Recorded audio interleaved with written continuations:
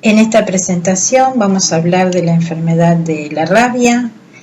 Diremos que esta enfermedad es transmitida por animales domésticos, entre ellos el perro, el gato y también por algunos animales silvestres o que entran dentro del grupo de los zoonóticos. Entre ellos y el principal animal es el murciélago.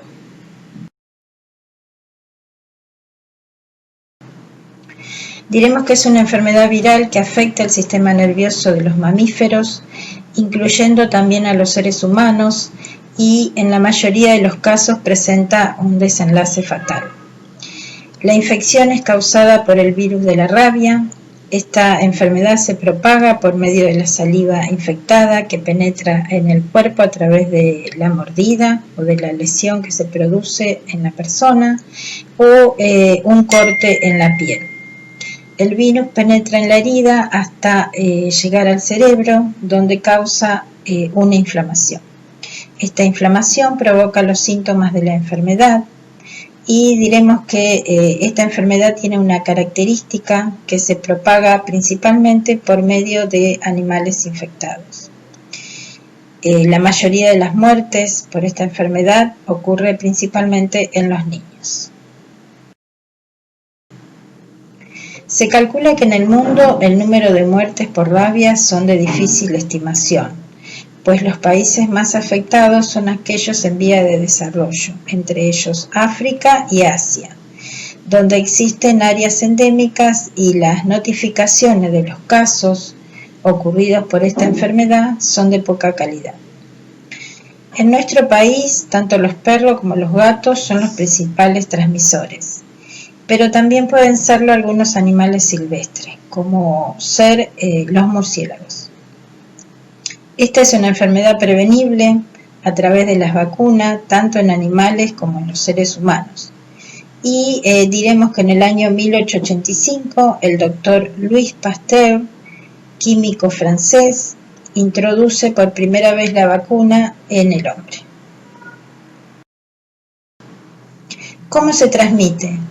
El virus está presente en animal infectado, que se puede transmitir a través de una herida causada por la mordedura del animal en la persona lesionada, o también puede transmitirse cuando el animal lame una parte del cuerpo de una persona que ha tenido una herida recientemente. Dentro de los signos y síntomas de la enfermedad, en las personas podemos sospechar de esta patología cuando empiezan a presentarse después de la lesión síntomas de fiebre, inquietud, dificultad para tragar, dolor de cabeza, sensación de hormigueo en la zona de la mordedura, días posteriores a la agresión del animal. También encontramos signos y síntomas en los animales que pueden ser portadores del virus de la rabia.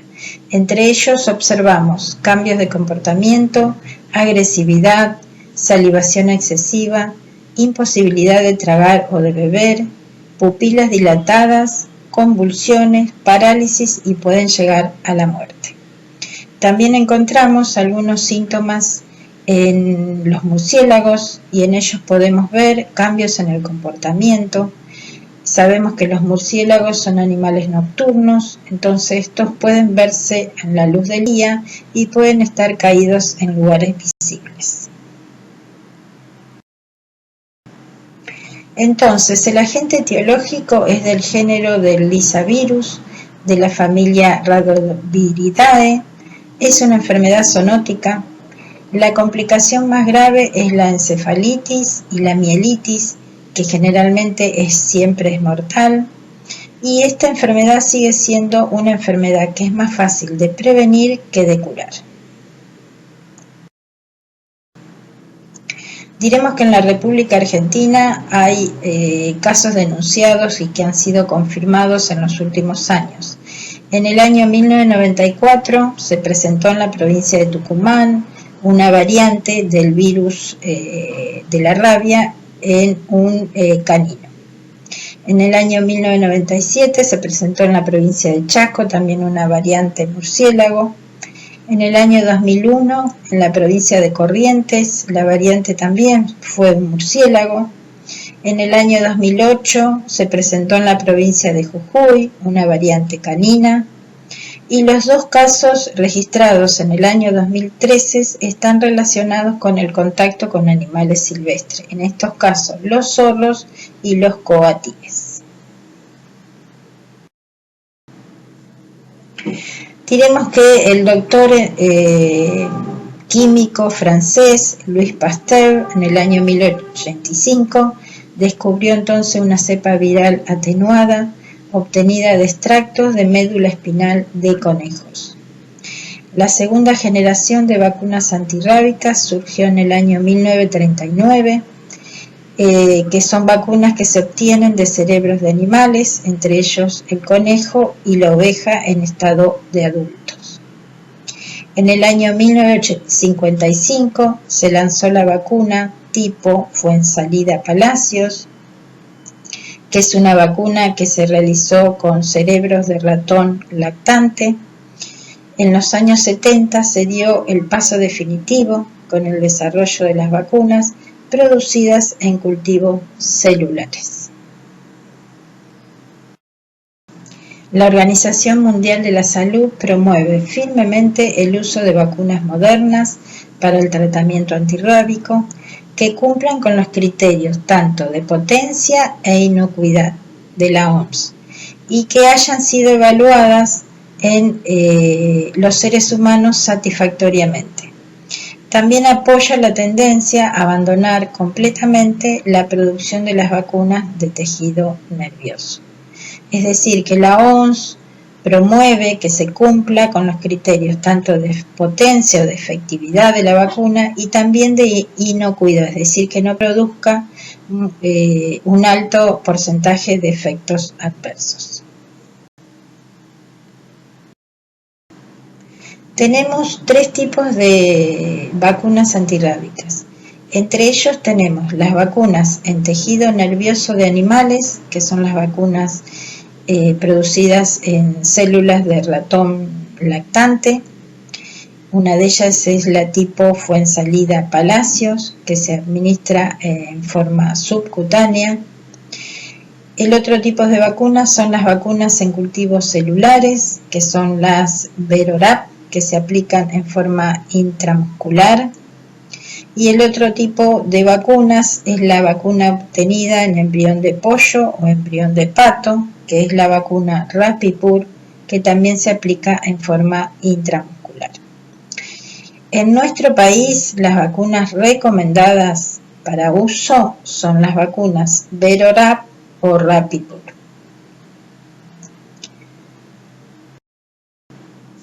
En esta filmina vemos entonces los tipos de vacuna. La vacuna tipo Fuensalida Palacios puede venir en frascos multidosis que pueden contener una dosis de 2 mililitros, también puede contener 3 y 5 mililitros. Diremos que esta vacuna contiene 3 cepas del virus de la rabia. Es una vacuna a virus muertos, es decir, que es inactivada.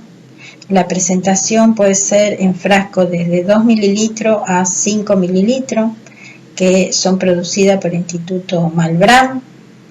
La dosis para aplicación es de 1 mililitro. Puede presentarse también en frascos multidosis o monodosis, que son producidas por el Instituto Pasteur, en la ciudad de Buenos Aires. La conservación tiene que estar refrigerada entre los grados de 2 a 8 grados centígrados. Esta vacuna contiene reacciones adversas, es decir, que puede producir accidente neurológico grave, postvacunal, y los casos han sido 1 de cada 8.000 a 24.000 tratamientos. Y la vía de administración siempre es subcutánea. Las otras vacunas son las vacunas antirrábicas producidas en células Vero. La dosis es de 0,5 mililitros. Vacuna Rabipur también es la tercera clase de vacuna que está producida a través de embriones de pollo o embriones de pato. La dosis de esta vacuna es de 1 mililitro. La presentación de la misma viene con un frasco con polvo liofilizado, un frasco con líquido diluyente y la jeringa y aguja para ser aplicada. La vacuna Berorab es una vacuna a virus muerto inactivada. La presentación también es en frasco monodosis con el contenido de un vial liofilizado más una jeringa con 0,5 mililitros de diluyente, que puede ser de cloruro de sodio. Esta vacuna tiene buena estabilidad, pero se recomienda también mantenerla refrigerada entre 2 grados y 8 grados centígrados. El contenido de trazas de streptomicina y neomicina, que son antibióticos que impiden el crecimiento de bacterias dentro de la composición de la vacuna. Y las reacciones adversas son esencialmente locales: dolor en el sitio de aplicación, ardor, tumoración, y la vía de administración es intramuscular. La vacuna Rabipur contiene células de embrión de pollo y de pato purificadas. La presentación viene un vial con polvo liofilizado y disolvente inyectable para una dosis de inmunización con 1 mililitro.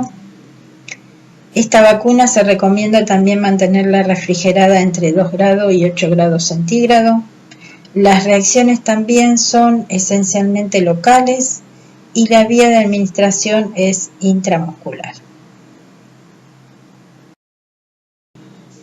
La profilaxis preexposición, es decir, las personas que tienen un alto riesgo de contraer la enfermedad.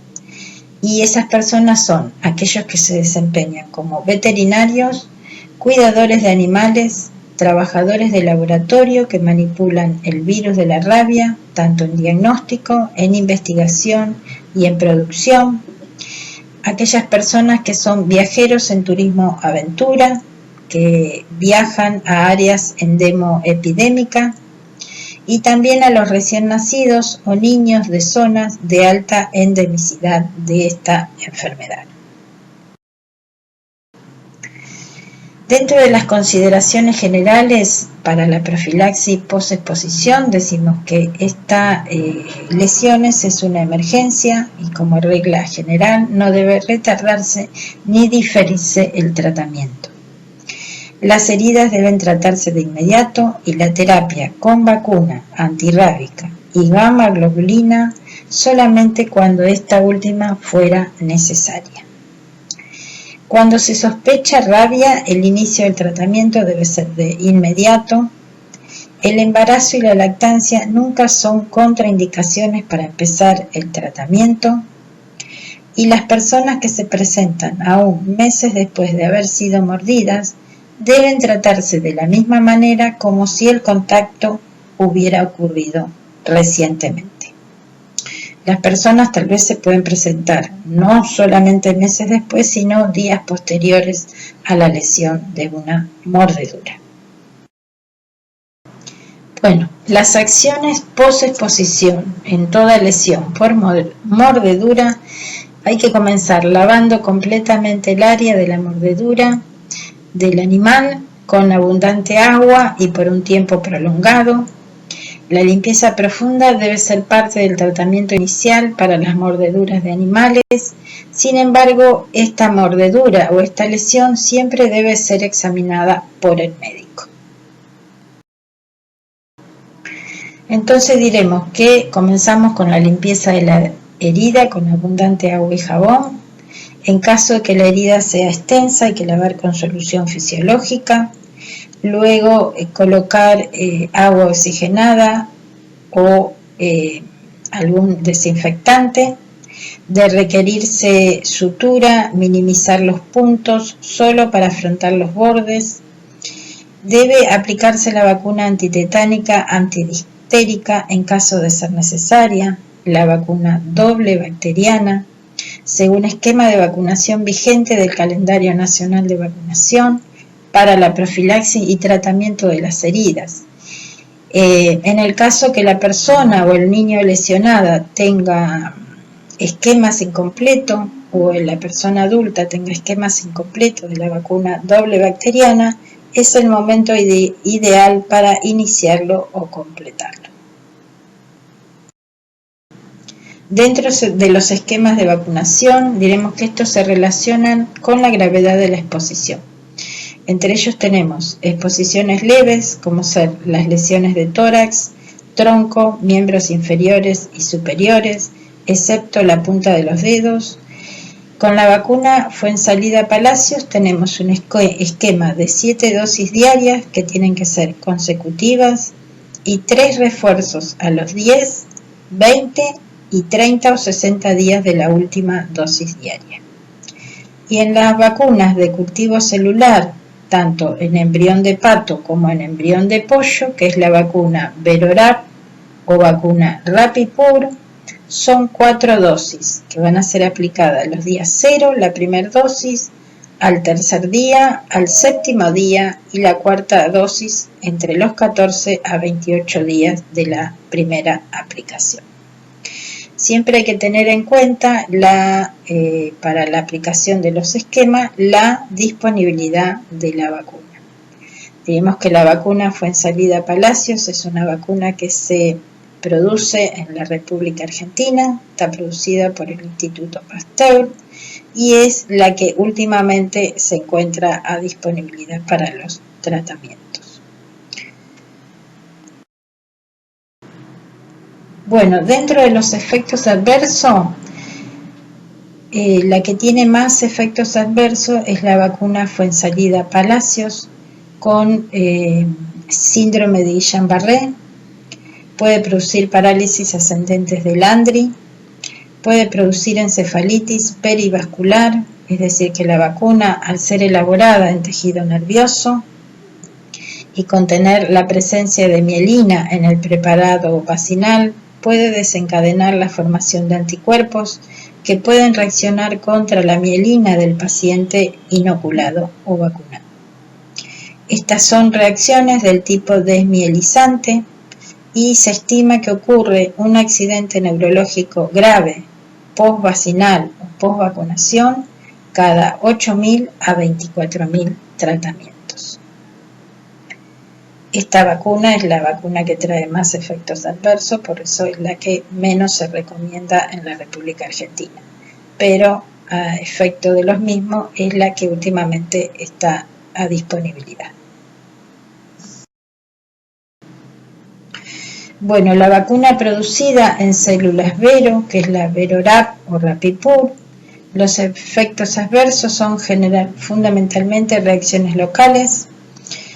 Entre las reacciones sistémicas se informaron fiebre, cefaleas, erupción y astenia, y deberá usarse con precaución en casos de alergia verdadera al contenido de la vacuna, como ser a la neomicina, a la estreptomicina y a la polimicina, pero aún en estos casos no debe contraindicarse el tratamiento post-exposición.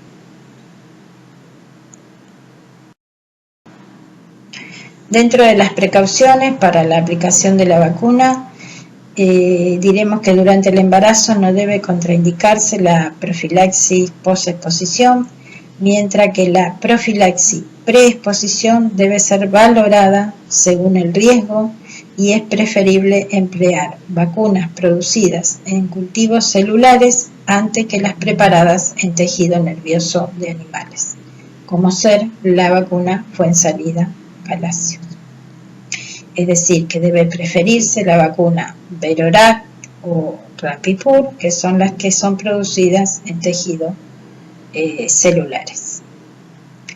Y también diremos que hay que tener precauciones en pacientes inmunocomprometidos, es decir, que cuando ocurre exposición al virus cualquiera sea la situación, se debe administrar gamma globulina y vacuna. Los agentes inmunosupresores no deben ser administrados en lo posible durante la profilaxis post-exposición, y terminada la misma es necesario evaluar la respuesta inmune por medio de serología de laboratorio. Es decir, que los pacientes inmunocomprometidos no debe demorarse la administración tanto de vacuna como de gamma globulina, de ser necesario. Dentro de la profilaxis post-exposición debe efectuarse lo más precoz posible. No es una emergencia, pero sí una urgencia médica. Si bien no hay un lapso límite para efectuarla, no debe olvidarse que el periodo de incubación puede ser de hasta 2 años, es decir, que la incubación de la enfermedad de la rabia puede ser hasta 2 años luego de la lesión. Debe tenerse en cuenta que su postergación por cualquier motivo puede tener como consecuencia el fracaso del tratamiento y por ende la aparición de síntomas o también la muerte de la persona afectada en caso que el animal tuviera rabia. Bueno, la profilaxis post-exposición en la vacuna de cultivos celulares, el esquema se denomina esquema de Zagreb, es decir, 4 dosis en 3 visitas.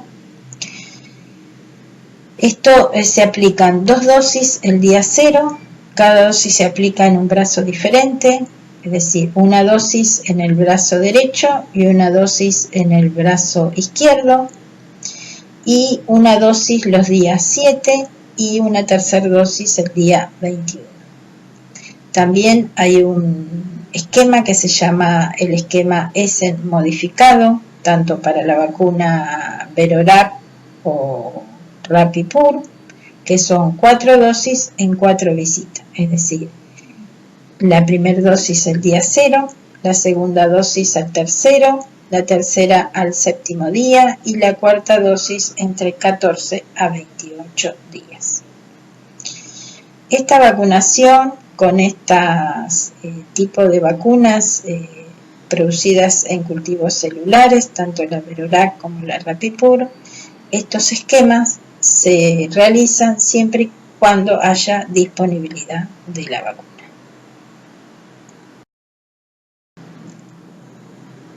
Acá en esta filmina entonces vemos en la vacuna Verorab y Rabipur el esquema Zagreb, que son 4 dosis en 3 visitas. El motivo de la misma es para completar el esquema y no extenderlo, aprovechar la primera dosis para poner dosis doble, es decir, se coloca una dosis en un brazo y otra dosis en el otro brazo. Ahí ya se aprovechan 2 dosis el primer día de la visita y se continúa con la segunda dosis al 7º día y una tercera dosis al 21 día. En realidad la persona va a tener 4 dosis de vacuna Verorab o Rabipur, solamente en 3 visitas diarias al centro de salud o al vacunatorio. Bueno, entonces decimos que la profilaxis post-exposición se puede preferir el esquema Zagreb porque su uso posibilita el ahorro de una visita al centro de salud para la consecución del esquema de vacunación, con el consiguiente menor riesgo de abandono de tratamiento, porque lo que a veces se quiere lograr es que el tratamiento se cumpla y no sean abandonados con una falta de dosis. Las dosis de vacuna en pediatría son las mismas que en la población adulta. El embarazo no constituye una contraindicación, ya que estas son vacunas inactivadas y de tal manera el beneficio supera cualquier riesgo sobre el feto por tratarse de una enfermedad mortal. Bueno, diremos que las vacunas antirrábicas se pueden administrar simultáneamente con cualquiera de las otras vacunas en uso en el calendario nacional de vacunación. Solo debe tenerse la precaución de aplicarlas en sitios anatómicos diferentes. Y como recomendación, el esquema de Essen modificado, que comprende la aplicación de 4 dosis, no debe ser indicado a huéspedes inmunocomprometidos. Bueno, la recomendación para el esquema de la profilaxis post-exposición depende de 2 variables. La primera de ellas es la clasificación del accidente, que a su vez depende de las características de la herida.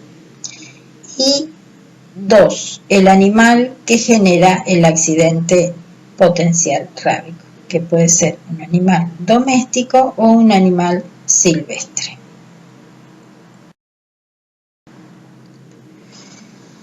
Para ver la clasificación del accidente, entonces tenemos accidentes no significativos, que son aquellos que han tenido contactos con la boca o saliva del animal en piel intacta, y entre ellos tenemos los accidentes leves, que pueden ser lameduras de piel con heridas superficiales, donde no hay sangrado ni es puntiforme, las heridas superficiales que son poco extensas, generalmente únicas en cualquier zona del cuerpo, excepto las lesiones que son producidas en cabeza, cara, cuello, manos, pies y genitales, que esas pasan a ser heridas graves.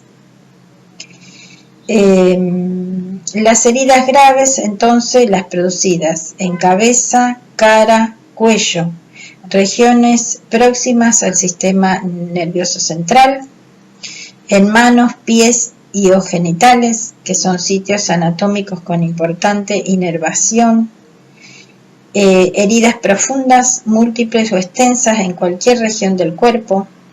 También se considera herida profunda aquella en la que hay abundante sangrado, es decir, aquellas que atravesaron la dermis, o aquellas que son puntiformes, aunque no presentan sangrado. Las heridas profundas, además de aumentar la exposición al virus rábico, ofrecen dificultades de asepsia. Es decir, que la lamedura de mucosas o de piel donde ya existe una herida grave, cualquier tipo de herida producida por mamífero silvestre, es decir, aquella que incluye cualquier contacto con un murciélago, a menos que la persona expuesta pueda descartar una mordedura o un arañazo o una exposición de mucosas. Animal que genera el accidente potencial rábico. Se debe tener en cuenta. Uno de ellos es la categoría de la especie del animal a la que pertenece, es decir, si es doméstico de compañía o es un animal silvestre, terrestre o murciélago.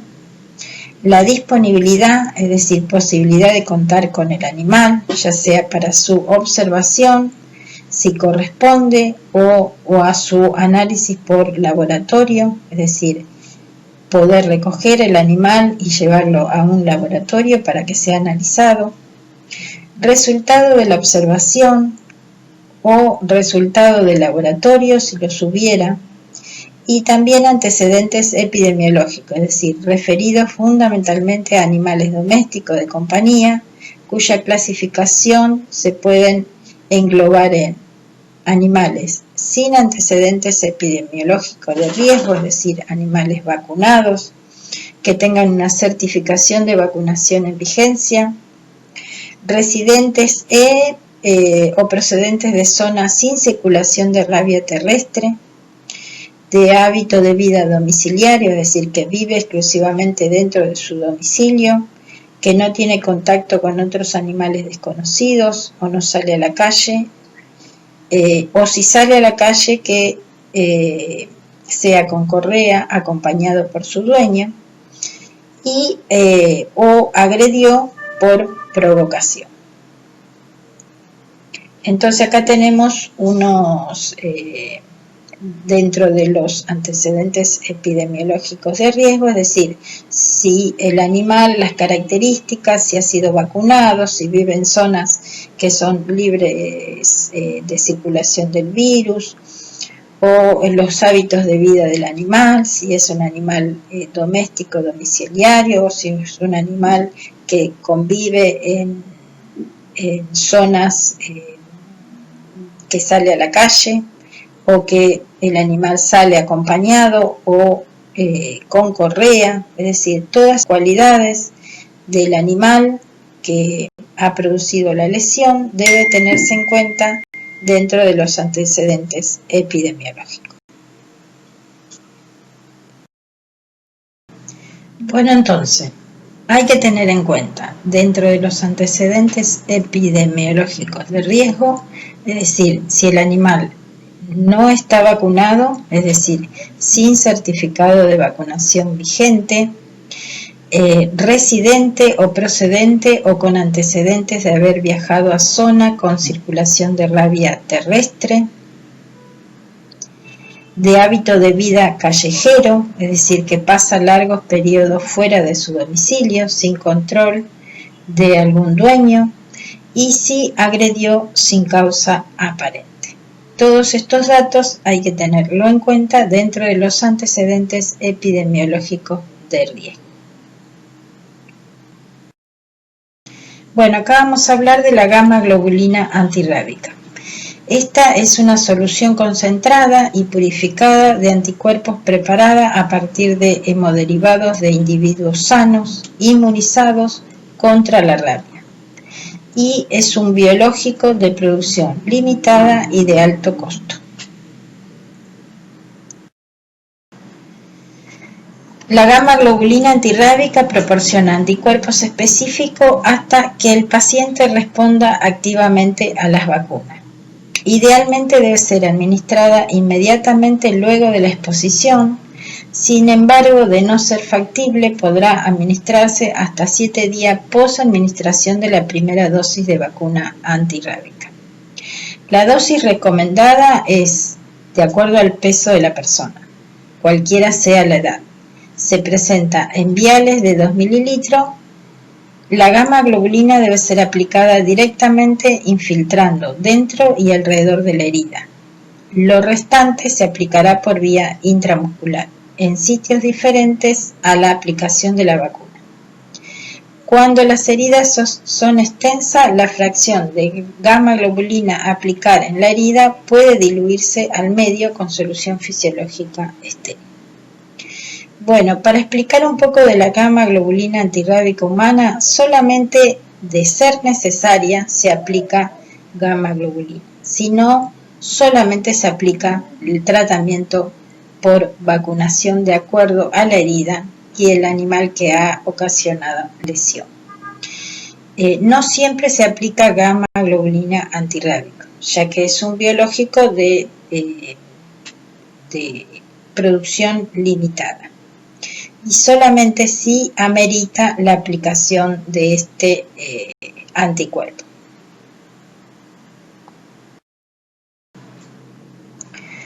Los efectos secundarios de la aplicación de gamma globulina.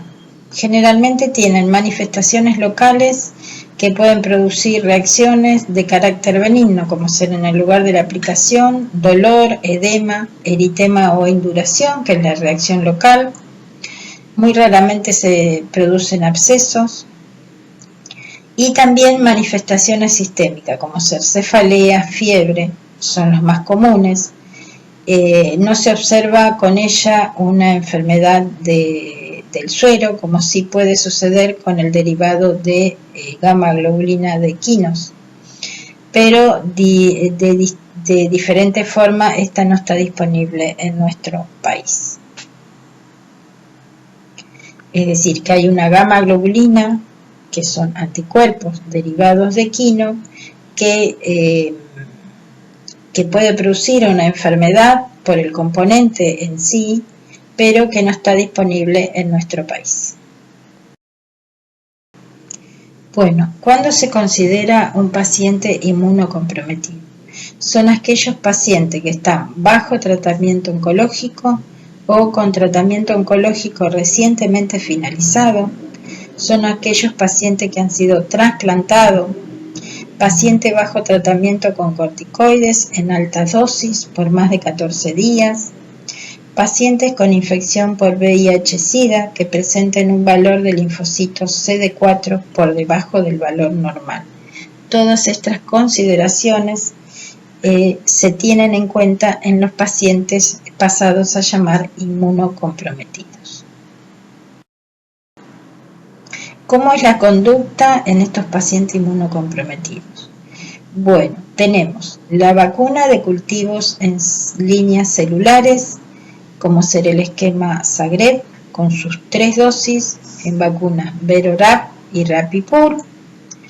No debe utilizarse en pacientes inmunocomprometidos el esquema de Essen modificado.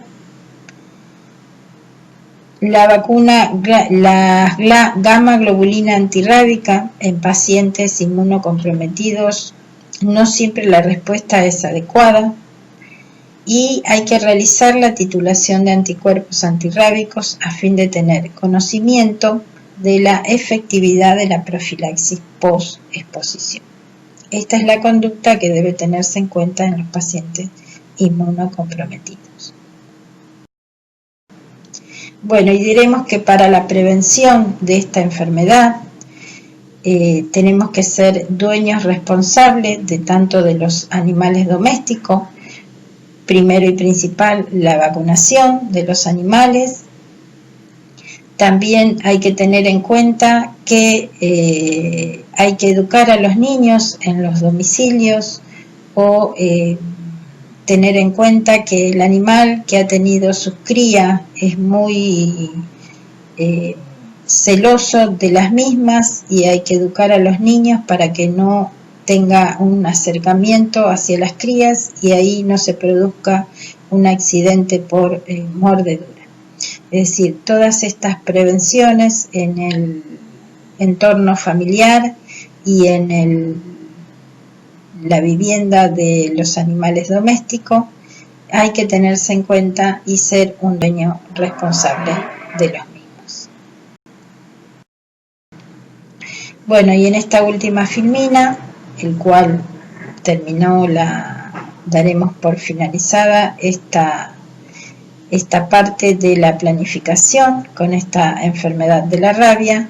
Tenemos al doctor Louis Pasteur, que es bioquímico francés, reconocido porque fue el primero que inventó la vacuna para ser aplicada en los seres humanos.